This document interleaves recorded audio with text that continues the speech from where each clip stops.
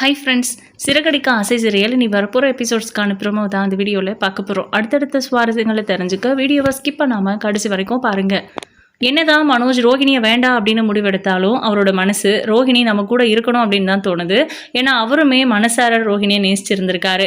அது மட்டும் இல்லை, நம்ம ரோஹிணியை பொறுத்த வரைக்கும் மனோஜ் தன்னோட லைஃப்பில் இல்லை அப்படின்னு வார்த்தையால் சொன்னாலும் அவங்களால அந்த சுச்சுவேஷனை எப்படி ஹேண்டில் பண்ண போகிறோன்னு தெரியாமல் ரொம்ப ரொம்ப வருத்தத்தில் இருந்தாங்க.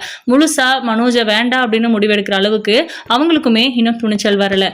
ஆனால் மனோஜ் குறுக்கு வழியில் ஒரு பொண்ணை திருட்டுத்தனமாக கல்யாணம் பண்ணி அந்த வீட்டிலேருந்து பணத்தை வாங்கிட்டு வந்து ரோஹிணி கிட்ட கொடுத்து எப்படியாவது இந்த டிவோர்ஸை வாங்கிடணும் அப்படின்னு நினைச்சாரு. ஆனா இப்போ யோசிச்சு பார்த்தா அந்த மாதிரி ஒரு வேலை நம்ம பண்ணியிருக்கவே வேண்டாம். அதாவது கனகாவை கல்யாணம் பண்ணினதுனால தான் இப்போ அந்த 5 லட்ச ரூபாய் பணம் கிடைச்சிச்சு. அந்த 5 லட்ச ரூபாய் நமக்கு வேணும்னு நம்ம நினைச்சதுக்கு காரணமே ரோஹிணியை டிவோர்ஸ் பண்ணணும், அந்த அமௌண்ட்டை கொடுக்கணும் அப்படிங்கிறதுக்காக தான். ஆனா இப்போ ரோஹிணி நம்ம விட்டு போயிடுவான்னு நினைக்கும் போது நமக்கு ஏன் இவ்வளோ கஷ்டமா இருக்கு? இவ்வளவு நாள் அவ கூட ஹஸ்பண்ட் அண்ட் ஒய்ஃபா நம்ம வாழ்ந்துட்டோம். ஆனா இப்போ அவ நம்ம விட்டு போறான்னு நினைக்கும் போது மனசு ஏன் ரணமா இருக்கு அப்படிங்கிற மாதிரி அவர் விடிய விடிய யோசிச்சுட்டு இருக்காரு.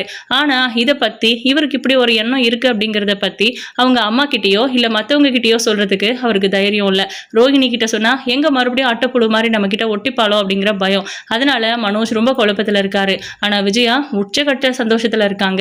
அவ்வளவுதான், நம்ம தலையை பிடிச்ச சனி விட போகுது. இனி மனோஜுக்கும் ரோஹிணிக்கும் எந்த சம்பந்தமும் இல்லைன்னு ஆக போகுது அப்படின்னு பயங்கர குதூகலமா இருக்காங்க. மீனா கிட்ட ஏதாவது ஸ்வீட் செஞ்சு வை, அந்த பார்லர்காரியை வீட்டை விட்டு துரத்திட்டு நம்ம எல்லாரும் ஸ்வீட் சாப்பிடலாம் அப்படின்ற மாதிரி சொல்கிறாங்க.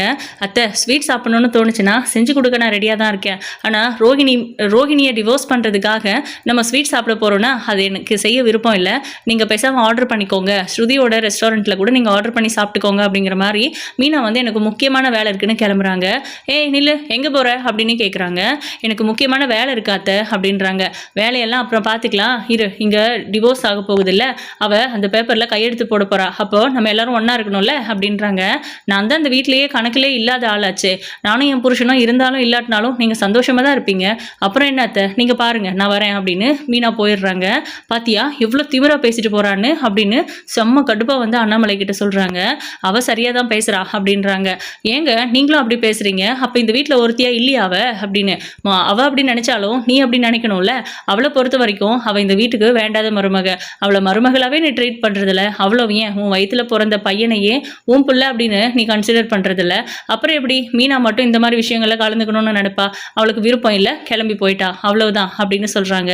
வரேன்னு தான் சொல்லியிருக்கா, பார்ப்போம் அப்படின்றாங்க விஜயா. ஆனால் ரொம்ப ஆர்வமாக எதிர்பார்த்துட்டு இருக்காங்க. இங்கே ரோஹிணி கிருஷ் கிட்ட சொல்கிறாங்க. கிருஷ், உனக்கு அப்பாங்கிற ஒருத்தர் வேணுமாடா வாழ்க்கையில் அப்படின்னு கேட்குறாங்க. ஏமா, நீங்கள் தான் மனோஜ் அப்பா தான் என்னோட அப்பான்னு சொன்னீங்கல்ல அப்படின்றாங்க. அவர் நம்ம லைஃப்பில் இல்லைன்னு ஆயிட்டா நீ வருத்தப்படுவியான்னு? ஆமாம்மா, நான் ரொம்ப வருத்தப்படுவேன். எனக்கு மனோஜ் அப்பா தான் வேணும், அவர் என்னை ரொம்ப நல்லா பார்த்துப்பாரு அப்படின்றாங்க. ஆனால் அவர் தான் உங்ககிட்ட அன்பாவே நடந்துக்கல இல்லடா அப்படின்னு கேட்குறாங்க. அவர் அன்பா நடந்துக்கல அப்படின்னாலும் அவர் தானே என்னோட அப்பா. நீங்கள் கூட தான் என்கிட்ட அன்பா நடந்துக்கல. ஆரம்பத்தில் என்ன உங்கள் புள்ளன்னே சொல்லலை, அத்தைன்னு கூப்பிட சொல்லியிருந்தீங்க. அதுக்காக உங்களை நான் வேண்டாம் நான் சொன்னேன். நீங்கள் தான் என் அம்மானு தெரிஞ்சதுக்கப்புறம் நீங்கள் தான் எனக்கு முக்கியம்னு நினச்சல. அவ்வளோ ஏன் நான் உங்களை அம்மாவே இல்லை, நீங்கள் என்னோட அத்தைன்னு நினச்சப்போ கூட நான் உங்கள் மேலே பாசமாக தான் இருந்தேன் அப்படின்லாம் சொல்லி கிருஷ் எமோஷ்னலாக பேச ரோஹிணி இன்னும் அதிகமாக எமோஷ்னல் ஆகி ஹக் பண்ணி அழ ஆரம்பிச்சிடுறாங்க. இப்போ நீ ஸ்கூலுக்கு போ, சாயந்தரம் எதுவாக இருந்தாலும் தெரிஞ்சிடும் அப்படிங்கிற மாதிரி சொல்கிறாங்க. சரிங்கம்மா அப்படின்னு சொல்லிட்டு கிருஷ்ஷை பாட்டி ஸ்கூலுக்கு கூப்பிட்டு போகிறாங்க. அப்போது மா அப்படின்னு கூப்பிட்டு ஹக் பண்ணுறாங்க. என்னாச்சு ரோஹிணி அப்படின்னு கேட்குறாங்க. ஒன்றும் இல்லைம்மா, இனிமேல் என்னை ரோஹிணின்னு கூப்பிடாத. அந்த பேர் எதுக்காக நான் வச்சனோ அதுக்கு பிரயோஜனமே இல்லாமல் போயிடுச்சு. நான் இப்போ இனிமேல் கல்யாணி தான் அப்படின்னு சொல்கிறாங்க. மா என்னாச்சுமா, ஏன் அழுவுறீங்க அப்படின்னு கிருஷ் கேட்குறாரு. ஒன்றும் இல்லை கண்ணா, நீ ஸ்கூலுக்கு போ அப்படின்னு சொல்லி அவங்கள அனுப்பி விட்டுட்டு ரோஹிணி இந்த பக்கம் கிளம்புறாங்க. இவங்க போகிறதுக்கு முன்னாடியே லாயர் அந்த வீட்டுக்கு போயிட்டாங்க.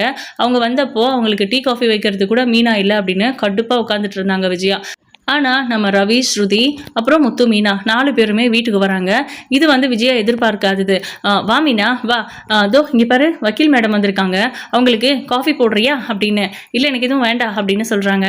நீங்கள் அப்படி தான் சொல்வீங்க, உங்களுக்கு நாங்கள் எதுவும் பண்ணாமல் இருக்க முடியுமா அப்படின்னு சொல்லிட்டு, நீங்கள் வக்கீல் ஃபீஸ் மட்டும் கரெக்டாக கொடுத்தீங்கன்னா போதும் அப்படின்றாங்க. அதெல்லாம் வந்துடும், என் பிள்ளை 5 லட்ச ரூபாய் ரெடி பண்ணி விவாகரத்துக்கு ரெடி பண்ணிட்டான் அப்படின்னா அது எப்படி உங்களுக்கு வேற வர வேண்டியதை கொடுக்காமையா விட்டுருவா அப்படின்னு விஜயா ஓவராக பேசிட்டு இருக்காங்க. அதுக்கு அதுக்கப்புறம் மீனா போய் காஃபி எடுத்துகிட்டு வந்து அந்த மேடம்க்கு கொடுக்குறாங்க. அவங்களும் வாங்கி குடிக்கிறாங்க. மீனா நான் தான் ஸ்வீட் செய்ய சொன்னனே செய்யலையா அப்படின்னு கேட்குறாங்க. உடனே நம்ம ஸ்ருதியும் ரவியையும் பார்க்குறாங்க மீனா. ஓகே கிச்சனில் இருக்குது அப்படிங்கிற மாதிரி சொல்கிறாங்க. அதுக்கப்புறம் செஞ்சுட்டேன் அத்தை எடுத்துகிட்டு வரேன் அப்படின்னு மீனா போய் எல்லாருக்கும் ஸ்வீட் எடுத்துகிட்டு வராங்க. அதெல்லாம் ஒன்றும் வேண்டாம் அப்படின்றாரு அண்ணாமலை முதல்ல. அதுக்கப்புறம் என்னாச்சு மாமா அப்படின்னு கேட்குறாங்க. இல்லைம்மா எனக்கு வேண்டாம் அப்படின்னு சொல்லிடுறாங்க. எனக்கும் வேண்டாம் அப்படின்னு நம்ம லாயரும் சொல்லிடுறாங்க. அதே மாதிரி தான் எனக்கு கொடுங்க அப்படின்னு விஜயா மட்டும் வாங்கி சாப்பிட்றாங்க. மனோஜ் நீ சாப்பிட்றா அப்படின்னு கேட்குறாங்க. இல்லை எனக்கும் வேண்டாம் அப்படின்றாரு. உனக்கு என்னடா ஆச்சு? இவங்களுக்கு எல்லாம் தான் என்ன இருந்தாலும் ஒரு பொண்ணோட வாழ்க்கையாச்சுன்னு ஒரு மாதிரி பரிதாபமாக இருக்குது, குற்ற உணர்ச்சியாக இருக்குன்னு சொல்கிறாங்க. அந்த குற்ற உணர்ச்சி எதுக்கு இவங்களுக்கு வந்துச்சுன்னு எனக்கு தெரியல. நீ ஏன் வேண்டாங்கிற? நீ சாப்பிட்றா, உன் வாழ்க்கையில் இனிமேல் வசந்தம் தான் அப்படின்னு சொல்கிறாங்க. இல்லைம்மா எனக்கு ஸ்வீட் வேண்டான்னு தோணுது அப்படின்னு சொல்லிடுறாரு. இப்போ இவங்க எல்லாரும் அதாவது நம்ம விஜயா ஸ்வீட் சாப்பிட்றாங்க. மற்றவங்க எல்லாரும் எப்படா இந்த விஷயம் முடியுன்ற மாதிரி எதிர்பார்த்துட்டு இருக்காங்க. விஜயா இன்னும் அவங்க வரவே இல்லை. அந்த பொண்ணு எப்போதான் வரும்? ஃபோன் பண்ணி கேளுங்களான்னு மனோஜ் ஃபோன் பண்ணுறா அப்படின்னு விஜயா சொல்கிறாங்க. அப்போது மனோஜ் ஃபோனை எடுக்கிறாரு. ரோஹிணி உள்ளே வந்துடுறாங்க. அப்போ வரும்போது உள்ளே வரலாமான்னு ஒரு வார்த்தை கேட்குறாங்க. இன்னையோட லாஸ்ட் இந்த வீட்டில் நீ காலடி வைக்கிறது வா அப்படின்னு கூப்பிடுறாங்க. அதுக்கப்புறம் அவங்கள ஒரு சேர்ல உட்கார வச்சுட்டு லாயர் கேட்குறாங்க. என்னம்மா உனக்கு விவாகரத்து கொடுக்க சம்மதம் தானே? நீ ஏற்கனவே சொன்னது போல் அவங்க 5 லட்ச ரூபா ரெடி பண்ணிட்டா கையெழுத்து போட்டுடுறேன்னு சொன்னேன், விவாகரத்து கொடுத்துட்றேன், இந்த கேஸ் கோர்ட்டு கூட போக வேண்டாம்னு சொன்னல, இப்போ நீ என்ன சொல்கிற அப்படின்னு கேட்குறாங்க. ஆமாம் நான் விவாகரத்து கொடுத்துட்றேன் அப்படின்னு சொல்கிறாங்க. அப்போது மனோஜுக்கே ஆச்சரியமாக இருக்குது. என்ன இருந்தாலும் ரோஹிணி நம்ம லைஃப்பில் இருந்த ஒரு முக்கியமான கேரக்டர், அவன் நம்ம விட்டு போகிறாளா அப்படிங்கிற மாதிரி யோசிச்சு வருத்தப்பட்டுட்டு இருக்காரு. மனோஜுக்கு நான் வேண்டாம் அப்படின்னும் போது எனக்கும் மனோஜ் வேண்டாம். என்னதான் நான் மனோஜ் எனக்கு வேணும்னு அதுக்காக ஃபைட் பண்ணாலும் கடைசியில் அது நடக்கவே போகிறதில்ல. அது தெரிஞ்சிருந்தோம் நான் ஏன் ஃபைட் பண்ணணும்? ஒரு காதல் ஜோடி ஒன்று சேரணும் அப்படின்னா கூட 2 பேரும் சேர்ந்து ஃபைட் பண்ணாதான் அவங்க 2 பேரும் ஒன்று சேருவாங்க. இந்த பக்கம் நான் மட்டும்தானே ஃபைட் பண்ணிட்டுருக்கேன். என்ன இருந்தாலும் அவங்க அம்மா சொல்கிறது தான் அவர் கேட்க போகிறாரு. அதனால தான் நான் இந்த முடிவுக்கு வந்துட்டேன் அப்படின்னு. உன்னை இந்த விளக்கமெல்லாம் இப்போ கேட்டாங்களா அப்படின்றாங்க விஜயா. அதுக்கப்புறம் எந்த பேப்பரில் சைன் பண்ணணும் அப்படின்னு ரோஹிணி கேட்குறாங்க. அவங்க கொஞ்சம் நேரம் யோசிக்கிறாங்க. அந்த லாயரு, மா இங்கே பாரு, இப்போ கூட நீ தெளிவாக முடிவு பண்ணிக்கோ. நான் உனக்கு ஒரே ஒரு விஷயம் சொல்கிறேன். நீ இந்த விவாகரத்து பண்ணினதுக்கு அப்புறம் நீ என்ன பண்ண போறோன்னு யோசி. உன்கிட்ட ஒரு குழந்தை இருக்கு, அதெல்லாம் யோசிக்க மாட்டியா அப்படின்னு கேட்டுட்டு இருக்காங்க. ரோஹிணி மனோஜை பார்க்குறாங்க. அதே மாதிரி நம்ம விஜயா இருந்துட்டு என்ன மேடம் நீங்களே அவளை கன்ஃபியூஸ் பண்ணிடுவீங்க போல இருக்கு, அவள் தான் ஒரு முடிவு எடுத்துட்டால அப்படிங்கிற மாதிரிலாம் சொல்கிறாங்க. கொடுங்க ஆண்டி நான் சைன் பண்ணிடுறேன் அப்படின்னு சொல்லி விஜயா கிட்ட கேட்குறாங்க. எங்கிட்ட எங்கே இருக்குது? லாயர் தருவாங்க பாரு அப்படின்னு சொல்கிறாங்க. இப்போ லாயர் வந்து அந்த பேப்பர்ஸ்லாம் ரோஹிணி கிட்ட கொடுக்கும்போது அவங்க சைன் பண்ணுறதுக்கு போயிட்டு அதுக்கப்புறம் நான் சைன் பண்ண மாட்டேன்னு டக்குன்னு எந்திரிச்சிடுறாங்க. என்ன நீ சைன் பண்ண மாட்டியா அப்படின்னு கோவப்படுறாங்க விஜயா. என்னால் சைன் பண்ண முடியாது, எனக்கு இந்த விவாகரத்து வேண்டான்னு தோணுது, நான் அவசரப்பட்டுட்டேன்னு தோணுது அப்படிங்கிற மாதிரிலாம் சொல்கிறாங்க. அவசரப்பட்டது நீ இல்லடி, நாங்க தான். இந்த குடும்பமே கஷ்டப்பட்டது அவமானப்பட்டது எல்லாமே உன்னால தானே. மரியாதையா கையெழுத்து போட்டுட்டு தோ இங்க டேபிள் மேல இருக்கு பாரு, நீ கேட்ட 5 லட்ச ரூபாய் பணம், அதை எடுத்துட்டு கிளம்பிட்டே இரு அப்படின்னு சொல்றாங்க. ஆனால் ரோஹிணி சைன் பண்ணாமல் அமைதியாக நிற்கிறாங்க. மறுபடியும் நம்ம விஜயாவும் அந்த லாயரும் நீ சொன்னதில் தெளிவான ஒரு வார்த்தை தான் இருந்துச்சே தவிர உன்னை நம்பணும் நாங்கள், அதனால தான் இந்த அளவுக்கு முடிவெடுத்து அந்த பணத்தை மனோஜ் ரொம்ப கஷ்டப்பட்டு ரெடி பண்ணியிருக்காரு, நீ சைன் பண்ணிடு அப்படின்னு சொல்லிடுறாங்க. நீங்கள் ஃபஸ்ட்டே இப்படி சொல்லியிருக்கலாம், நீங்கள் தான் அவளை கன்ஃபியூஸ் பண்ணி விட்டுட்டீங்க அப்படின்னு விஜயா சொல்லிட்டு இருக்காங்க. அதுக்கப்புறம் ரோஹிணி வேறு வழியே இல்லாமல் கொஞ்சம் நேரம் யோசிக்கிறாங்க. அதுக்கப்புறம் சரி ஓகே அப்படின்னு அந்த பேப்பரை எடுத்துகிட்டு போய் டேபிளில் வச்சு சைன் பண்ண ஆரம்பிக்கிறாங்க. சைன் பண்ணுறதுக்கு பேனாவை பக்கத்தில் எடுத்துகிட்டு போகிறாங்க. திடீர்னு ரோஹிணி மயங்கிடுறாங்க. ஆக்சுவலாக மனோஜ் இருந்துட்டு ரோஹிணியவே பார்த்துட்டு இருந்தாங்க. அவர் சைன் போடக்கூடாது அப்படிங்கிற மாதிரி தான் அவர் யோசிச்சுட்டு இருந்தாரு. ஆனால் ரோஹிணி சைன் பண்ணுறதுக்கு துணிச்சலாக கை பக்கம் போயிடுச்சு, மயங்கி விழுந்துட்டாங்க. அதுக்கப்புறமா என்னாச்சுன்னு எல்லாரும் பதற்றத்தோடு பேசுகிறாங்க. ஒரு நிமிஷம் இருங்க அப்படின்னு நம்ம மீனா ஓடி போய் தண்ணி எடுத்துகிட்டு வந்து அவங்க முகத்தில் தெளித்து என்னாச்சு ரோஹிணி உங்களுக்கு அப்படின்னு எழுப்பி கேட்குறாங்க. ஒன்றும் இல்லை நான் சைன் பண்ணிடுறேன் அப்படின்னு போகிறாங்க. ஆனால் அதுக்கு முன்னாடி ஒரு விஷயம் நான் உங்கள் எல்லாருக்கும் சொல்லணும். ஒருவேளை முன்னாடியே சொல்லியிருந்தா உங்களோட முடிவு மாறுமோ அப்படின்ற மாதிரி எனக்கு தோணிட்டே இருக்குது அப்படின்றாங்க. அப்படி என்ன சொல்ல போகிற அப்படின்னு கேட்குறாங்க. நான் கர்ப்பமாக இருக்கேன், இந்த வீட்டோட வாரிசு மனோஜோட குழந்தை என் வயிற்றில் வளருது அப்படின்னு ரோஹிணி சொல்கிறாங்க. விஜயா பயங்கர அதிர்ச்சி ஆகுறாங்க. அப்போ மனோஜ் இருந்துட்டு பயங்கர சந்தோஷப்படுறாரு. அப்போ விஜயா கேட்குறாங்க, ஏய் என்ன விளையாடுறியா? இந்த வீட்டை விட்டு நீ போய் கிட்டத்தட்ட 4 மாதம் ஆகுது, அது எப்படி நீ கர்ப்பமாக இருப்ப அப்படின்னு கேட்குறாங்க. அந்த குழந்தைக்கு என் பையன் அப்பாவா இருக்க வாய்ப்பே இல்லை அப்படிங்கிற மாதிரிலாம் சொல்லவும் மா அப்படின்றாரு மனோஜ். என்னடா அப்படின்னு. அந்த குழந்தை என்னோடது தாமா அப்படின்றாரு. டேய் அப்படின்னு.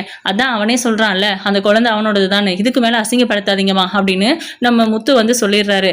பாலரம்மா மற்ற விஷயத்துலலாம் எப்படியோ ஆனா, மனோஜ பாரரம்மா நேசிச்சது உண்ம. அவங்க 2 பேருக்குள்ள அழகான ஒரு காதல் இருந்ததும் உண்ம.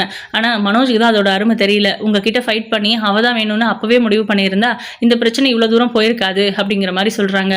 அந்த குழந்தை மனோஜோடது தான் அப்படின்னு மனோஜே சொல்லிட்டான். இதுக்கு மேல அத கொச்சப்படுத்தாதீங்க. இன்னும் அந்த குழந்தை இந்த மண்ணவே பார்க்கல. அதுக்குள்ளவே ஏன் அந்த கேவலமான ஒரு பேர வைக்கிறீங்க அந்த குழந்தைக்குன்னு முத்து தான் வாக்குவாதம் பண்றாரு. என்னடா நேத்து உன்ன சொன்னனேன்னு இப்ப பேசுறியா? அப்படின்னு. எந்த குழந்தையா என்ன? பொறக்கறதுக்கு முன்னாடியே அந்த குழந்தைக்கு இப்படி ஒரு பேர் வைக்கணுமா நீங்க அப்படின்னு கோவப்படுறாங்க. சரி அதுக்கு என்ன இப்போ அப்படின்னு விஜயா கேட்குறாங்க. இல்ல இந்த விஷயம் முன்னாடியே சொன்னா நீங்க ஏதாவது பாசிட்டிவா இல்ல எனக்கு சாதகமா முடிவெடுப்பீங்களோன்னு தோணுச்சு. அதுக்காக தான் அப்படின்றாங்க. அப்போ அதெல்லாம் ஒன்றும் இல்லை. நீ அந்த குழந்தைய பெத்துக்குவியோ இல்லை கழிச்சிடுவியோ மனோஜுக்கு நான் வேற ஒரு கல்யாணம் பண்றதா முடிவு பண்ணிட்டேன். எங்களுக்கு கௌரவம் தான் முக்கியம். உன்ன மாதிரி ஒரு பொண்ணெல்லாம் இந்த வீட்டு மருமகள் ஆக்க முடியாது. மரியாதையை கையெழுத்து போடு அப்படின்னு சொல்றாங்க. மறுபடியும் ரோகிணி வந்து எனக்கு தெரியும் நீங்க இப்படிதான் சொல்லுவீங்கன்னு அப்படின்னு மனசுக்குள்ள நினைச்சிட்டு மனோஜை திரும்பி பாக்குறாங்க. மனோஜ் எதுவுமே ரியாக்ட் பண்ணாம அமைதியா நின்றுட்டு இருக்காரு.